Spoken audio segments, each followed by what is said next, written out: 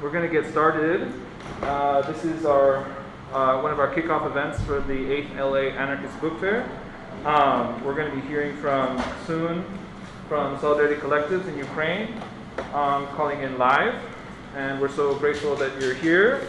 So just so everyone knows, we are recording the initial session, just the presentation and the Q&A. Or sorry, not the Q&A, the presentation and the interview.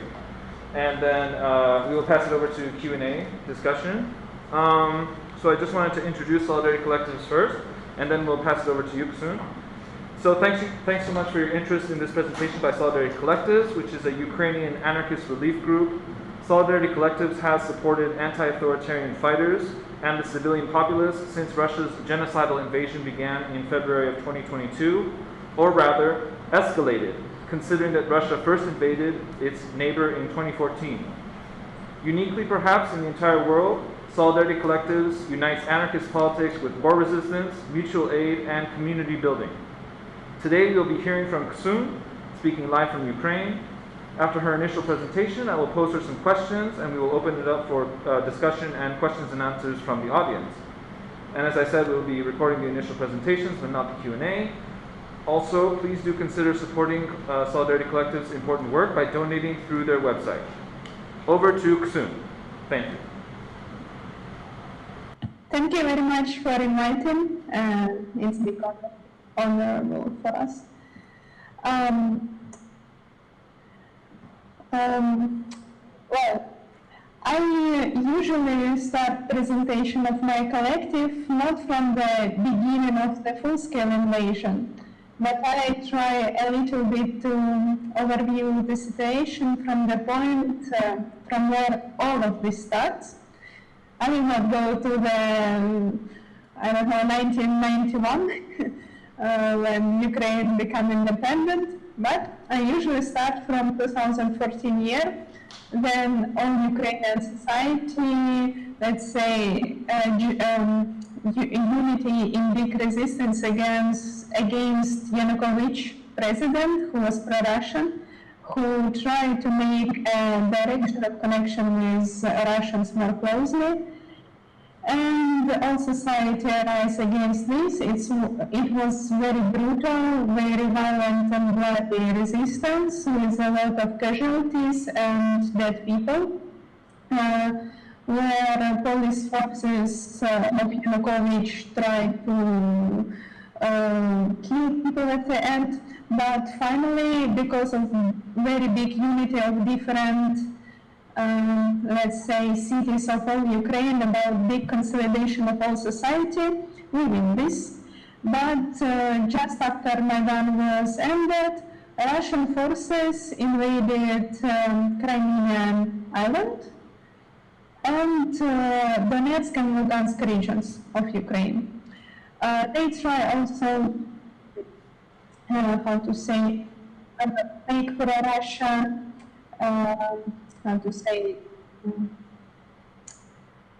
occupation of Kharkiv region, but because of local communities who really rise against, also violently against the pro-Russian forces, Kharkiv region become, let's say, saved and Ukrainian part. But from this 15 year, officially in Ukraine we start the war. It was a war time, with some part of Ukrainian army staying in these regions, doing some small actions. And this conflict was going around 8 years.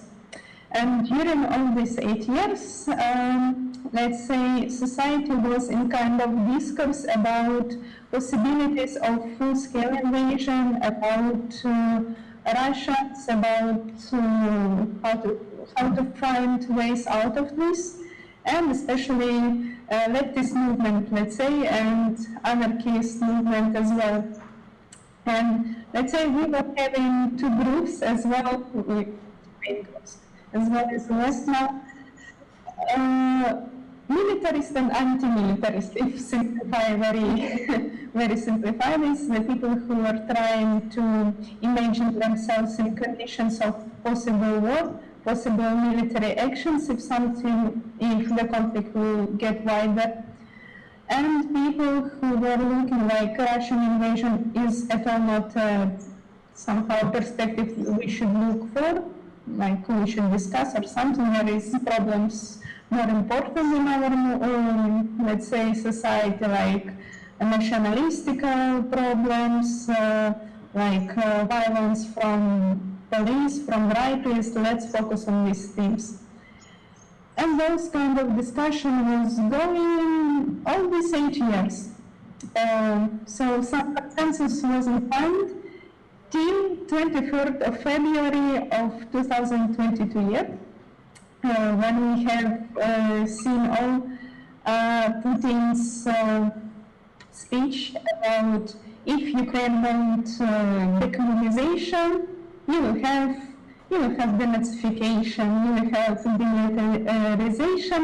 After this, all society become to this mode of, actually it's very scary perspective that something could come. All anarchists decided to come finally to the meeting, like from different groups. Ukraine, let's say, contains from a lot of different affinity groups of anarchists. Let's say not like big centralized movement, but more network. All what we have now starts from this point when on big meeting anarchists decide to have, let's say, 2 main groups. In case of full-scale invasion that starts on the next day, one group was military, concentrating a group that were unity military anarchists, activists who before the war was anarchists but now decided to participate in this resistance, and to do second group, let's say more about logistic, about support of these militaries, about saying the truth to leftist comrades from West to explain the situation. Yes, so at the end we have these groups. One military group organized anti-authoritarian unit, contains from 40 people from different groups, eco-anarchists, anti-fascist, hooligans, let's say different activists from urban feminist sphere, from human rights sphere that identify themselves as anarchists or was very close to anti-authoritarian ideas. Yes, so they unity in a squad, let's say anti-authoritarian unit, not squad, platoon, sorry. And yeah, another group was named Operation Solidarity, that organized around 20 persons at the beginning who were doing supportive, let's say more volunteer work. Yes, and as I say, it was drafts of these projects at the beginning of 23rd and on 24th of February, full-scale invasion. Rockets under all of the Ukraine, like cities get bombed, even Kiev, even West Ukraine, the infrastructure started being shelled, everyone in horrible panic.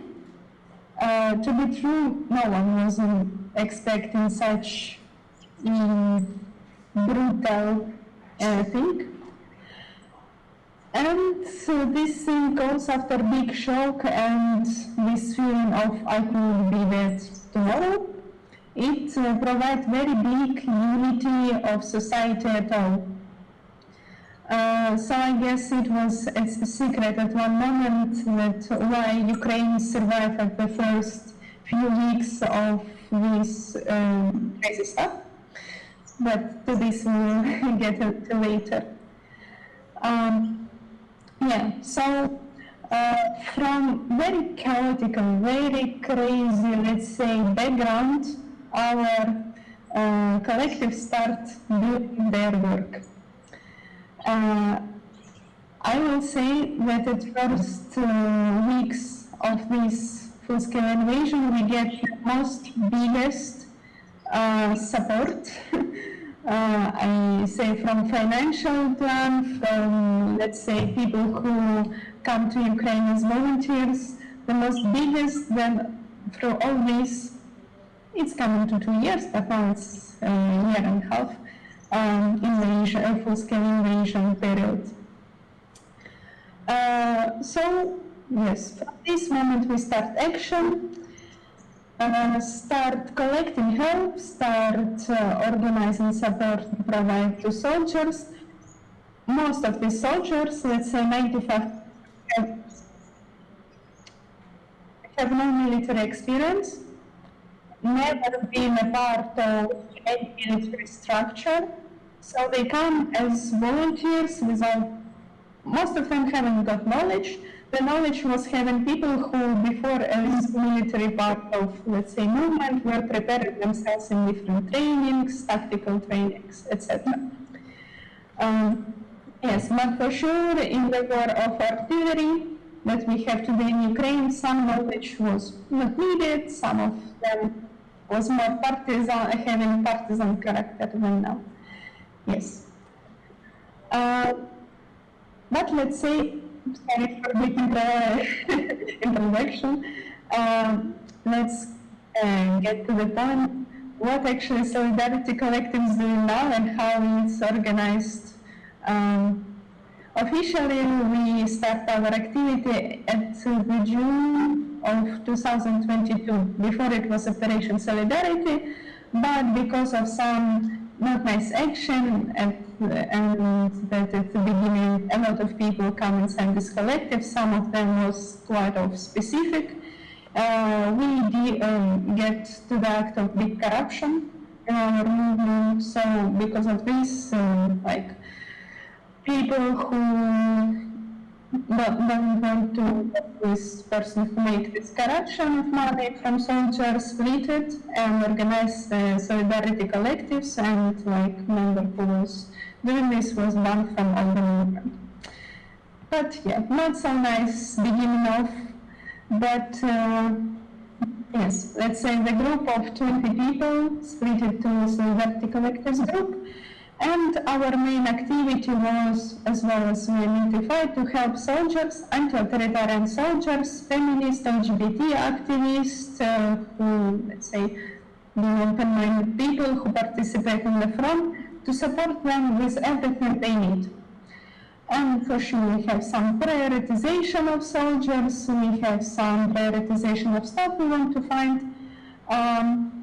And now we are supporting around 18 people of who name themselves anti-authoritarians and were activists before the war, and even more, let's say, trade unionists and some comrades who don't identify themselves somehow politically, but let's say being supportive before the full-scale invasion.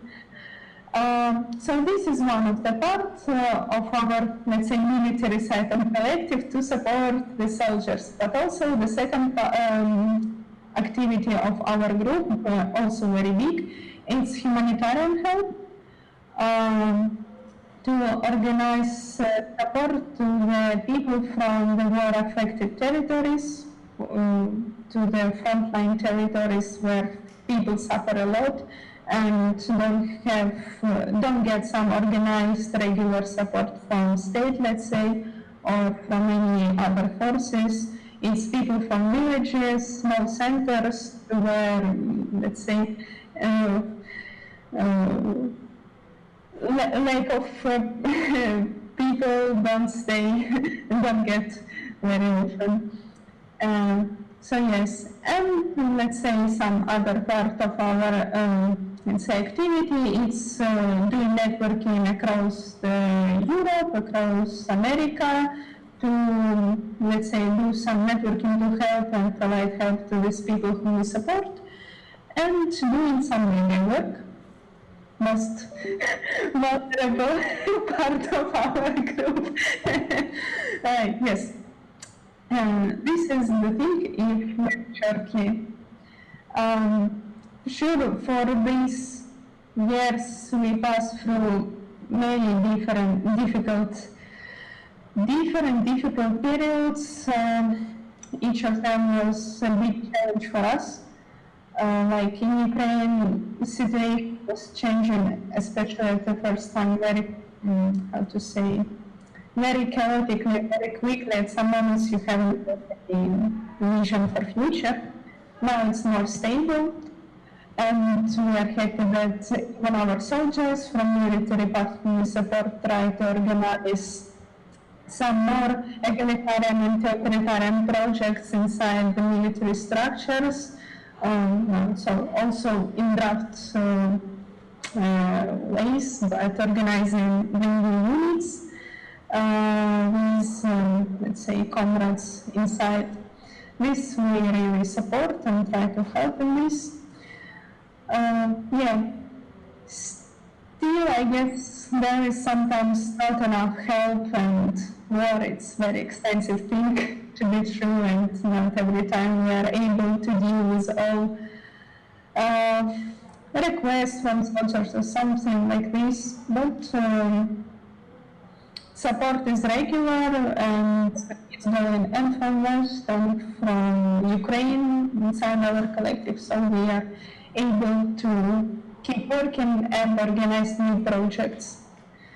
From the last new projects we are planning to, we already start making them. It's psychological help to demobilize soldiers who leave the army and they need some, and mental treatment and physical treatment, and let's say cultural project. It's more from humanitarian side to do some, let's say, cultural events in territories that are close to the front line for people.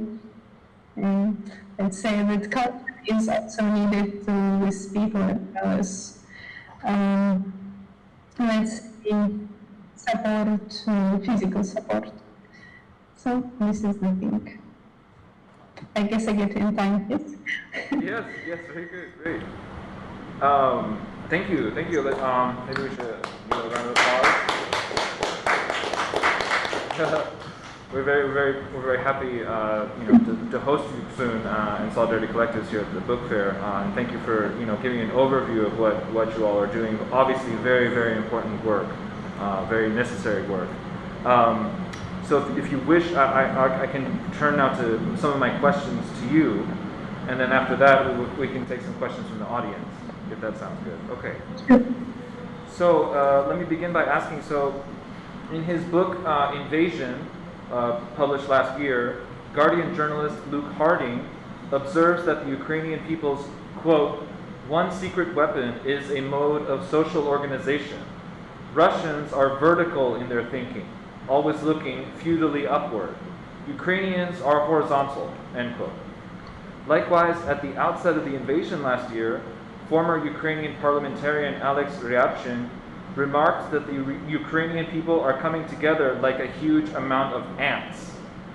So what roles would you say that horizontalism and egalitarianism play in Ukraine's collective self-defense against the Russian aggressor? Let's say I also start a little bit from far away. I will say that this big impact of unity and first practice for whole society to get unity together was from Maidan, when, let's say, society crossed the point that we could use actually violence against people and state who use violence against us.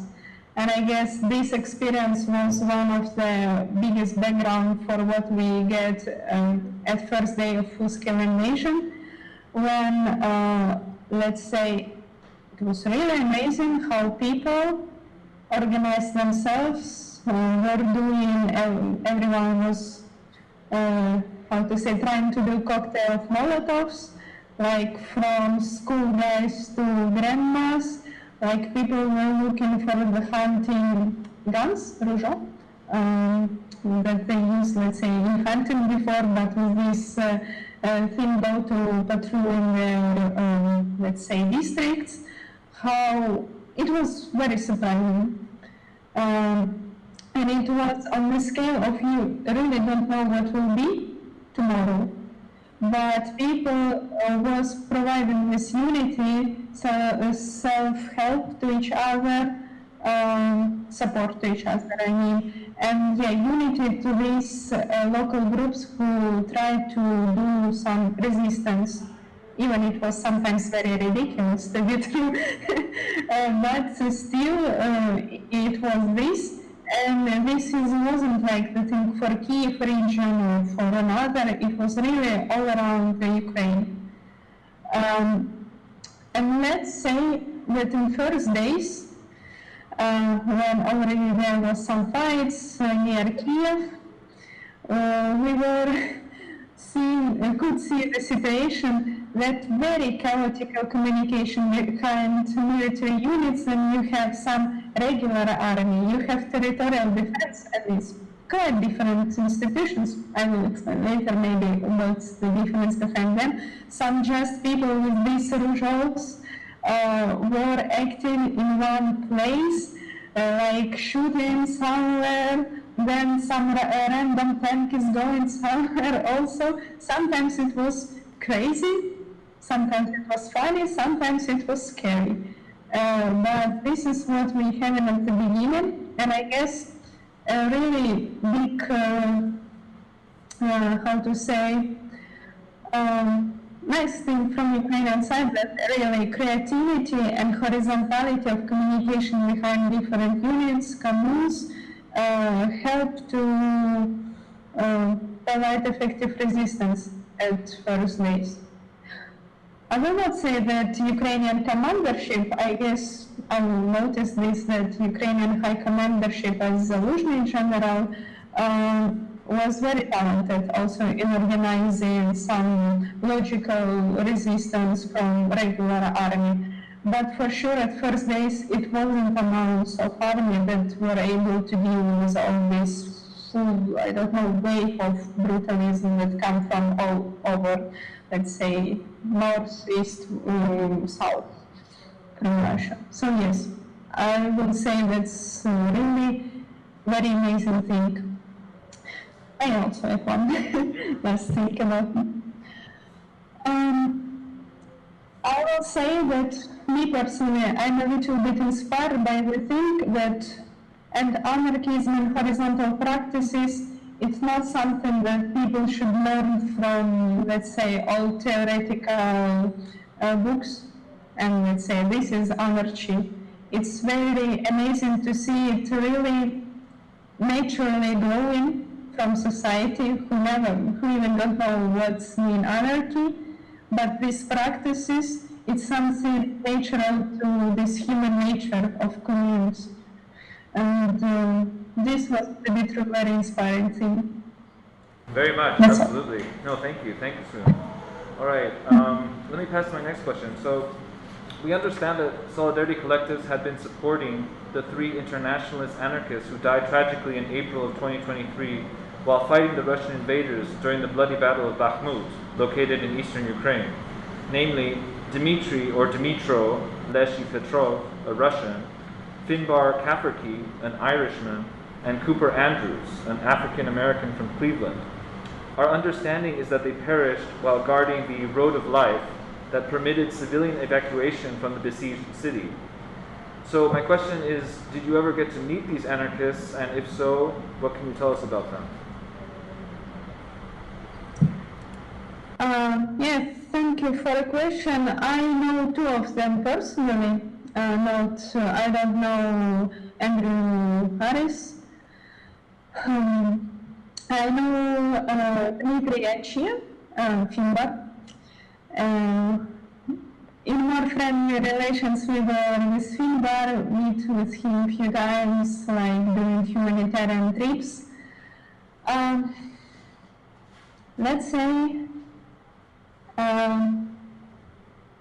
how to say? I will say that the heart of, let's say, theoretical and practical anarchism, the heart of all this group was Dmitry, who was burning a lot with idea of egalitarianism, who visited at one moment Kurdistan and get inspired also by this, let's say, communist style and practices. He actually was from Russia, and he lived and decided to participate in actions on the side of Ukraine. It was very brave thing because, let's say, Russians in Ukraine, they are in very vulnerable social conditions. So it was very, let's say, brave from his side, and all the ideas that he was postulating. He actually, the thing that we were trying to reorganize, the anti-authoritarian union, and to do this kind of thing at this period of time in war in Ukraine, like not at the beginning of 2014 year, but now at the middle of the actions from all sides. It was very, going with a lot of risks, and you need to be very brave in this condition to start organizing such a project. So Leshy was able to inspire people for this, to unity them to do this action, and they were very dedicated to the ideas of militarism. Let's say about Chi, I will say that he was more calm person, but also who passed through Kurdistan experience, and he was every time looking himself in such actions, geopolitical big actions on the side of society who were suffering, who were making resistance. He has Irish roots, and this background of Irish resistance also was very, let's say, important for him. And he was able, yes, to dedicate himself to this action. So about these people, I can say only good words. And it's very painful when you get this news about their death. Actually, still for now, these bodies wasn't founded in all these actions. The road to Bookfair, it was one of the health places people used to fight. A lot of dead people, the bodies was there, and from our side and from Russia. So this is like this. They dedicate themselves to this idea to make this anti-authoritarian project, military anti-authoritarian project on the base of Ukrainian army. Yes. Absolutely, thank you so much, and we really honor their sacrifice, and we are very sorry for their loss. Thank you. I know I read some of what Leshy wrote, and I followed his obituaries, and he seemed like a very inspiring person. I agree, absolutely. So let me ask you my next question. In late June of this year, the Russians bombarded a pizzeria in Kramatorsk in eastern Ukraine, and this attack killed the celebrated novelist and war crimes investigator Victoria Amelina. Not long before she was killed, Amelina, who was the promising author of Dome's Dream Kingdom, an English translation of which had been accepted for publication in the UK shortly before her death, succeeded in unearthing the diary of Volodymyr Vakulenko, a fellow writer who had buried his observations of the beginning of the war in his garden. Guardian journalist Charlotte Higgins has compared her assassination to Joseph Stalin's mass murder of Ukrainian artists nearly a century ago. So, would you agree that Vladimir Putin's invasion threatens a repeat of the executed Renaissance of the 20th century?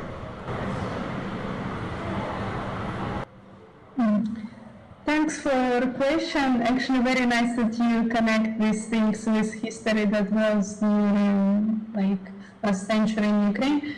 But I will say that it's a little bit different from the side that at those times Soviets tried to catch the writers, to give them some not existing articles of that they're guilty and put them in prisons, or some of them were killed.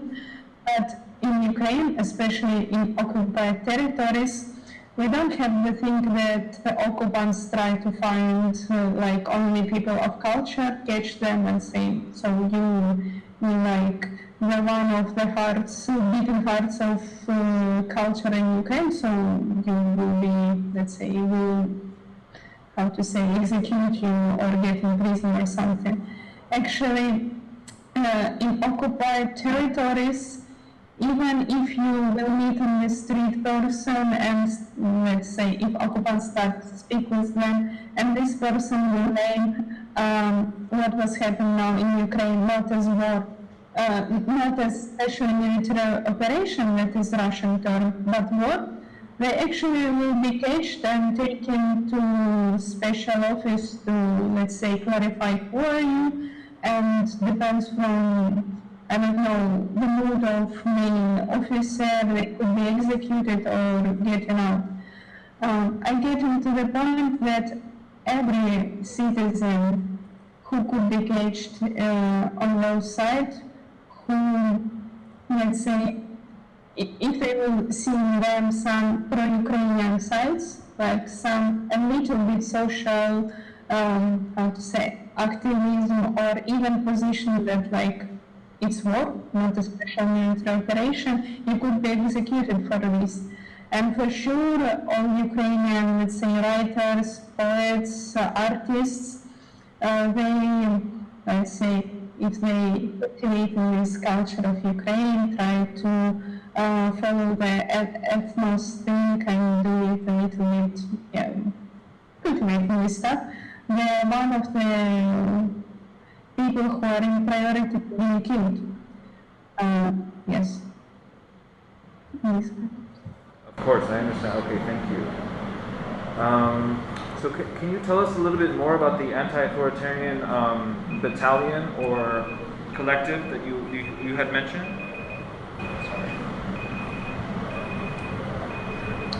Sorry about that. Sorry, I was just asking if you could tell us a little bit more about the anti-authoritarian militia. Is that part of the territorial defense? Is it still going? When did it begin? Can you just tell us a little more details about that? Sure.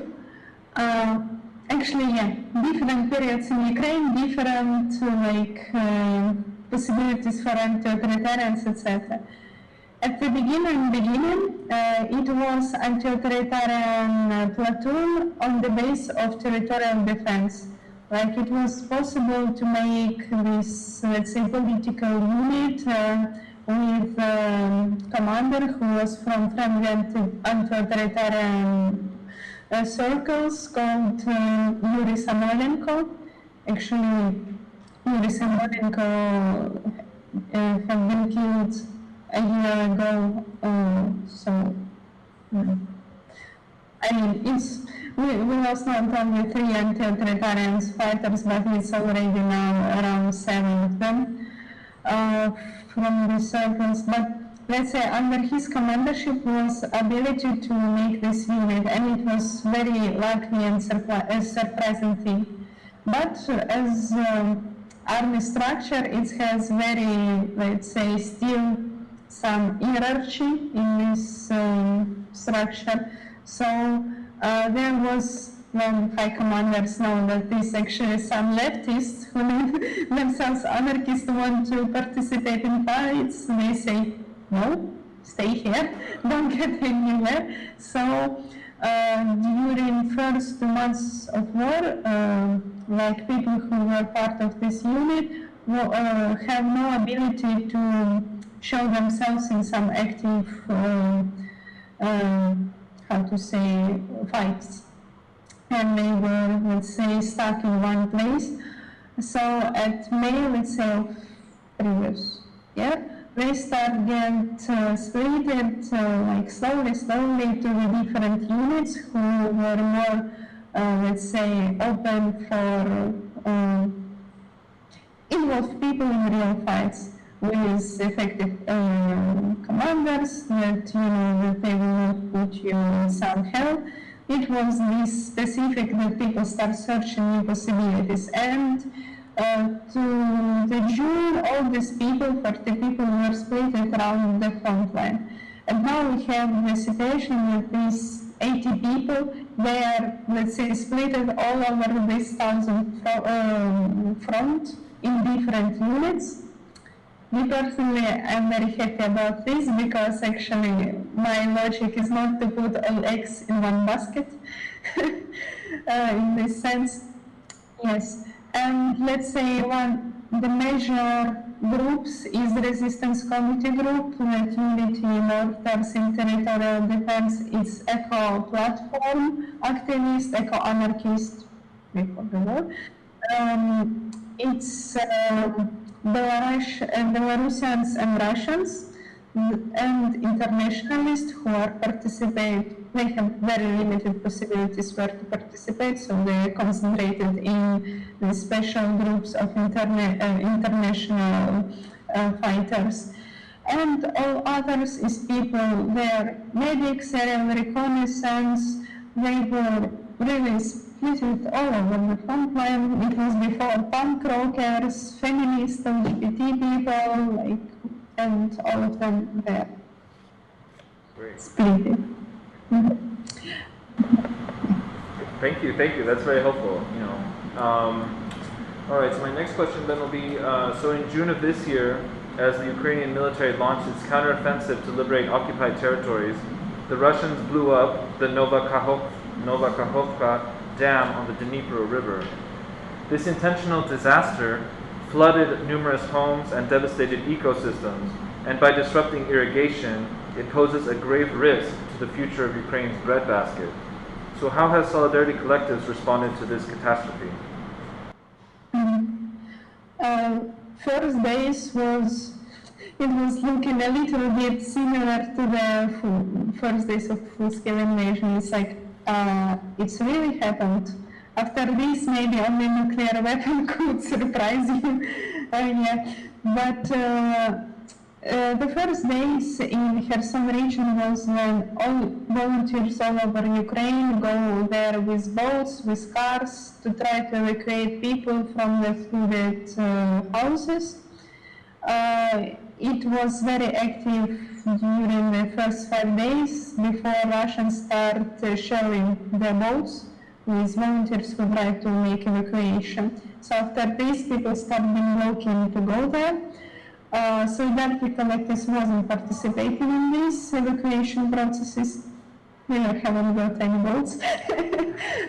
But yeah, we organize fundraising for, let's say, repairing tools for houses because water starts getting down in next few weeks, and during this time we prepare some special, ovens, dryers for a house. When house get flooded, you should dry it, and there is special tool like this. Let's name it dryer for house, as well as some stuff, tools for people to repair their houses. And our mission was to travel to the most, let's say, far away villages, not close to the city, but let's say to the places where there is no electricity for the year and more, to give these people ability to repair their houses. Let's say our focus every time is to the places where there is no volunteers working and where communes want to cooperate. We usually give actually these tools to commune center, so they could share it with all, let's say, villagers in one place. Great, thank you. Okay, my next question is that the Kyiv Independent recently, the newspaper, recently published a story detailing the heavy toll that Russia's war is having on the Ukrainian people's mental health. In this sense, how are you in the Solidarity Collectives doing, and how can we support you in this difficult time? Thanks also for this question. Let's say it's big difference about what feeling people as me. I'm a volunteer, but I'm living, let's say, in my bed, I have work to do, and I live in this, let's say, peaceful part of Ukraine. So I have possibility to drink coffee, I don't know, have regular sleep, etc. the much more different thing is for soldiers. And also it's kind of specific between, let's say, aerial reconnaissance soldiers who, let's say, staying in 30 kilometers from front and like doing the reconnaissance from the ERAFs, or let's say medic who transport them for 10 people during the day. Some of them survive, some of them not. Sometimes it's children who you couldn't, how to say, save them, yes. So we get to the thing that and also one of very vulnerable categories of these people is infantry, who like stay in trenches, who get physical injuries very often, and they couldn't let's say, pass this trauma in their life. And it's physical trauma, but also mentally they couldn't get out from this trench and forget what happened and overcome this. So because of this, yeah, as I said before, we start a new organizing, let's say, department in our group for psychological treatment for these people. But the specific of this is this psychological help will be useful only in case person will leave the front line and will be able to go for some treatment, go to a safe place and leave all this what he saw in the past.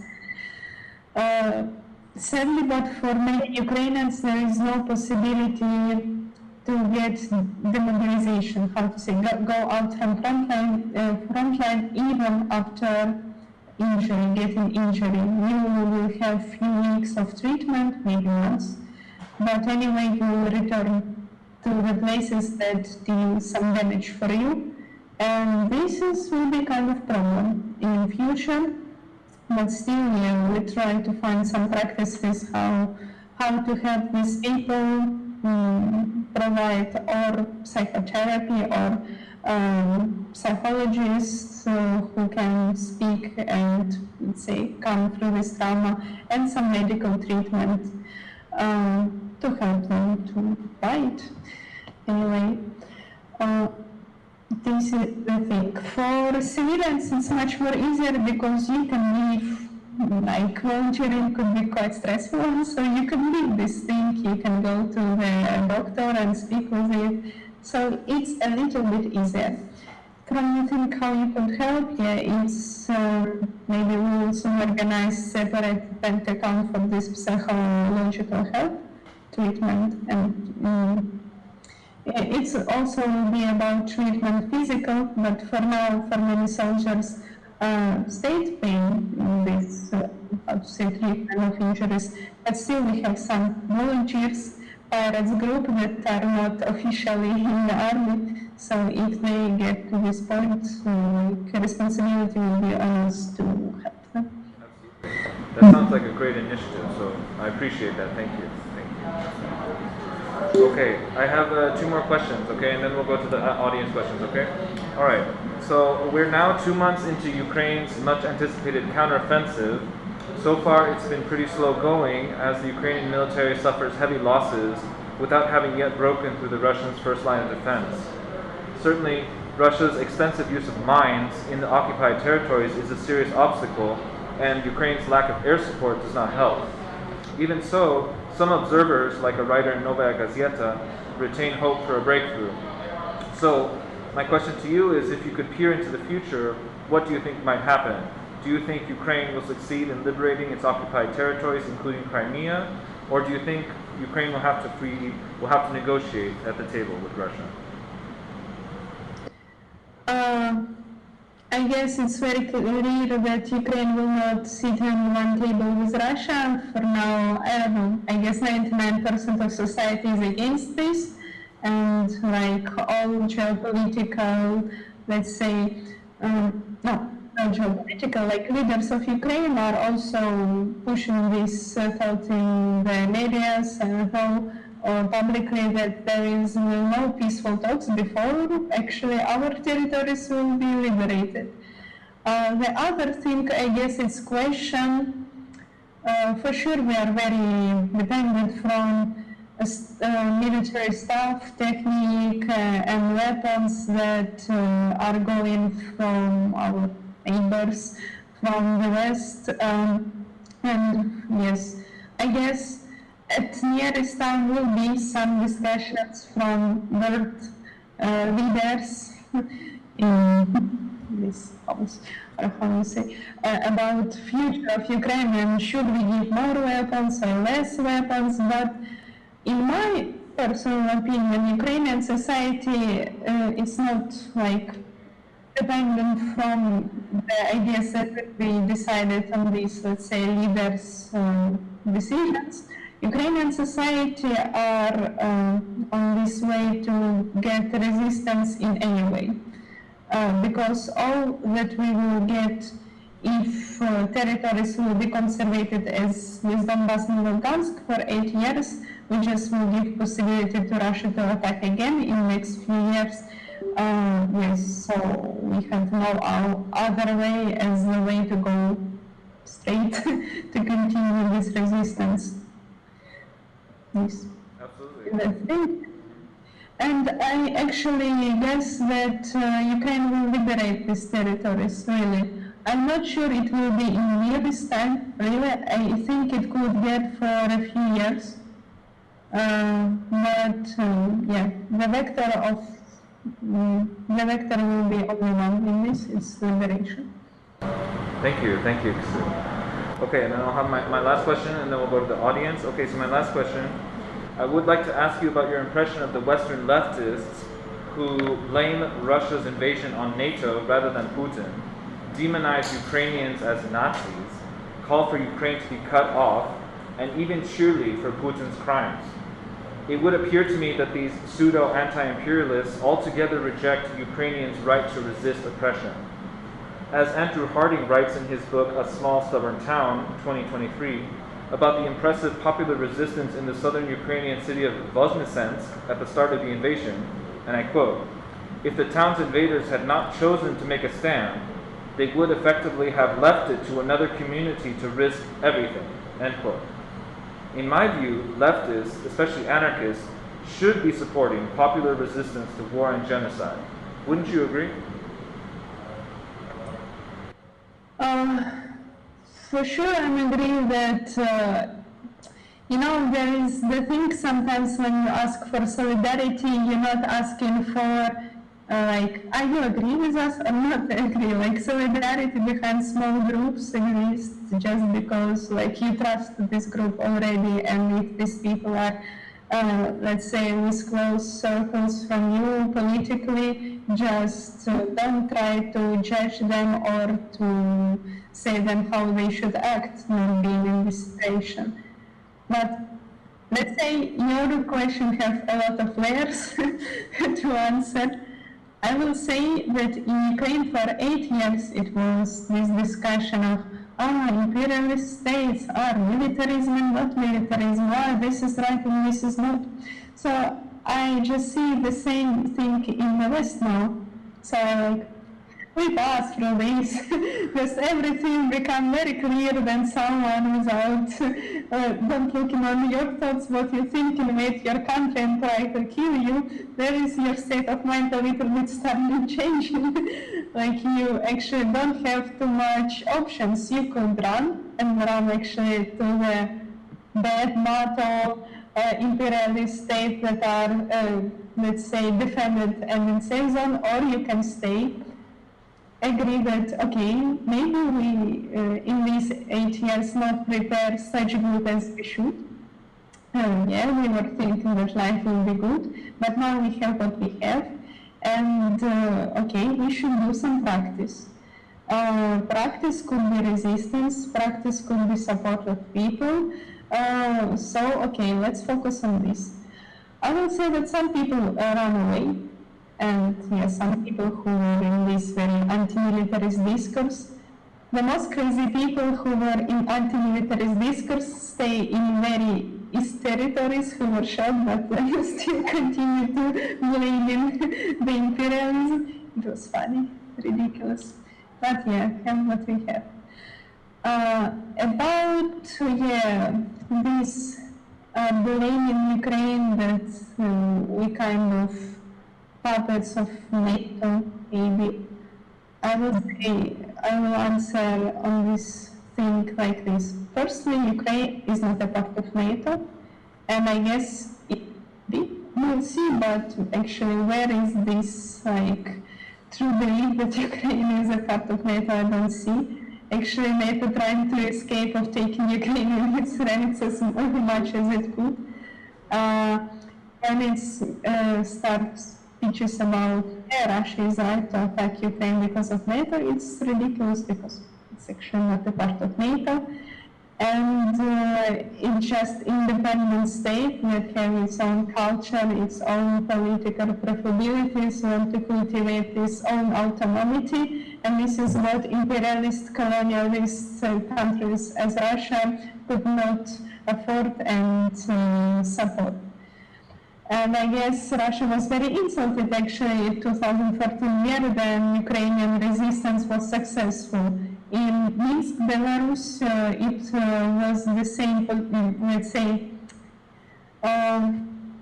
idea to do the resistance, the same social inspired actions, but as you see, Russia sent some military, some army to, how to say, close up this protest. So I guess for Russia, Ukraine is the country that can just do this, resistance. It's like example of that actually if society are not okay with the state, like society can do this resistance, and it's not okay. I should actually destroy it, as it was during the last centuries with Holodomor, these executions of writers, etc. So it just will continue its repressions from the state.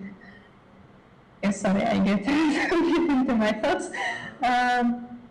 Yeah, it's a little bit the thing. And I think it's a little bit selfish sometimes from Westerners to blame Ukraine of taking weapons from West when you actually this under NATO control, defense and safe zone, that you are able to say, okay, just get the shelling, some rocket on your heads, just don't be in NATO. Like say, okay, this is what you expect from us to hear. Okay, we want to die, but don't be a part of imperialist state. We don't want to be a part of imperialist state, but we want to survive in this war. This is what you should understand. Absolutely. Okay, thank you. So let's just round of applause.